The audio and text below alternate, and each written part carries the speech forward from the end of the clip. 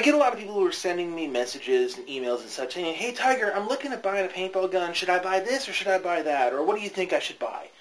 And I really wish I had a better answer for that. I don't. And the reason is that there is no perfect answer. There is no perfect paintball gun out there. I wish there were. I wish that I could just point and say, yeah, go buy this particular gun because it'll be perfect and we'd all be happy. But if there was a perfect paintball gun, we'd all be using it. Unfortunately, there's not. So this is sort of a guide for the newer guys. This video is going on an assumption here that you've been playing maybe 6 months, maybe a little longer, maybe a little shorter, and you're thinking, hey, I want to go buy something, but I'm not sure what I'm looking for. Okay, so here's my advice to you guys, and that is that you need to kind of figure out what kind of player you are before you can buy a paintball marker that's going to be a good fit for you. I know I sound like a used car salesman when I say stuff like that. Work with me here. So let's kind of break it down here by asking you a couple questions. First of all, what's your budget? And I'm not just talking about your paintball budget either, the gun budget. I'm talking about the playing budget. There's no reason to buy a high rate of firepower gun if you can't afford to feed it every time. And nothing sucks more than running out of paintballs halfway into the day and watching everybody else have fun while you're sitting on the sidelines going, I wish I had another 100 rounds. Let's see, second question is, what kind of player are you? Are you a woods guy? Are you a scenario guy? Are you a milsim kind of guy? Are you a speedball kind of guy? What are you looking for here? What kind of play surface do you play on?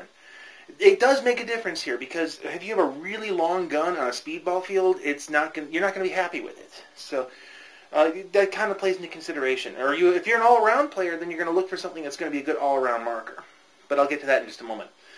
Let's see. Third question is, have you budgeted in your safety gear? Because you're going to need goggles at the very least. The saddest thing I ever saw was a guy who just bought a $1,000 gun and he was wearing rental goggles. I didn't get it either.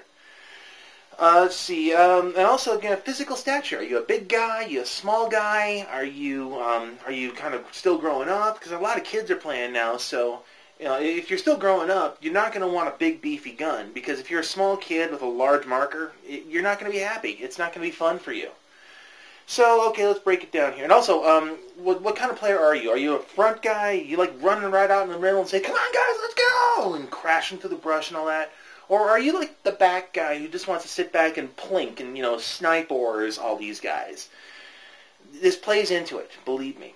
So we're going to go with the two extremes on this one. If you're sort of a back player, let's say you're a woods kind of back player, and you're looking for something that you can just, long ball people with, you're probably going to want something that's going to be a little beefier, something that's going to feel good in the shoulder. I would recommend the Tippmann line. I know I use an A5, A2, which is an old variant of the A5. And a lot of people say, oh, it doesn't shoot fast enough for a back player. But it's just fine for me. And the thing I like about the Tippmanns for the back guys is that they're stable. It feels good in the shoulder. It doesn't feel like it's going to rock and roll when you're just rocking on the trigger. And you can just keep on throwing paint out there because it's a Tippmann. It's a freaking tank. The downside is it's a really long gun. So when you're shooting something that's that long in the shoulder, it's not going to be good if you're a front guy. It's not going to be good if you're a speedball player because you're not going to have a lot of maneuverability. So that's your trade-off.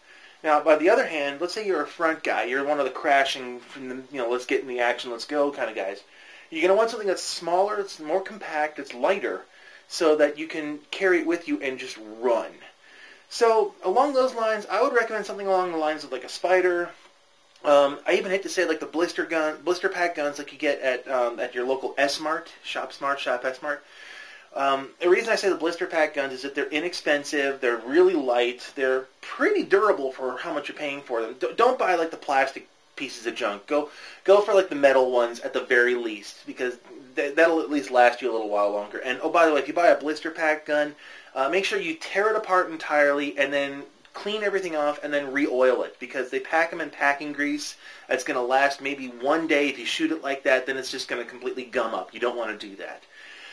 Now, yeah, a lot of people, I'm just recommending blowback semis for the new players here because you're not going to need anything more than that. The idea that I have with this, my philosophy, is that you want to play with this for maybe like 6 months, maybe a year.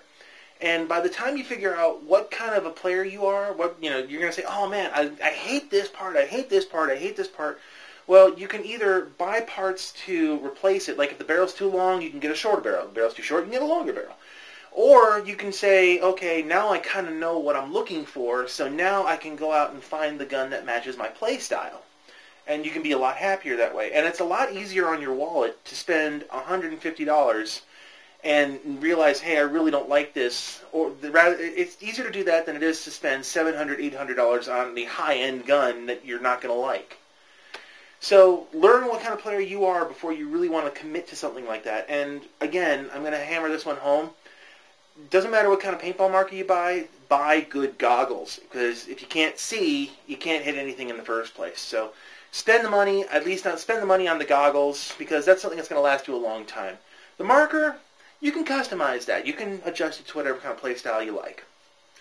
There you go. I don't know if I've answered the question or not, but at the very least I've given you guys a basis, somewhere to start from. So, good luck.